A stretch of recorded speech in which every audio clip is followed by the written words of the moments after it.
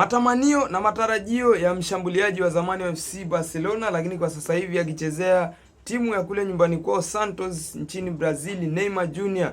Bwana ameweza kujumuishwa kwenye kikosi cha kwanza kabisa cha timu ya taifa ya Brazil na kocha mkuu wa timu ya taifa ya Brazil Don Carlo Ancelotti. Bwana Ancelotti ameweza kumuita Neymar kwenye kikosi cha kwanza cha Brazil alichokitaja hapo juzi. Sasa Neymar Jr. kumbuke ya kwamba ni mchezaji ambaye anatamani kweli kweli kucheza michuano ya World Cup, lakini pia Neymar Jr. ni mchezaji ambaye anaamini ya kwamba hii ndio inaenda kuwa ni World Cup yake ya mwisho, hivyo ana matamanio makubwa kweli kweli ya kuweza kushiriki michuano hii ya World Cup. Na Neymar Jr. ameweza kusema kwamba anaamini timu ya taifa ya Brazil wanaenda kuwa machampioni msimu hapa. Kumbuke ya kwamba hii itaenda kuwa ni World Cup ya mwisho kabisa kwa Neymar Jr. Hivyo ana matamanio makubwa kweli kweli ya kuweza kucheza.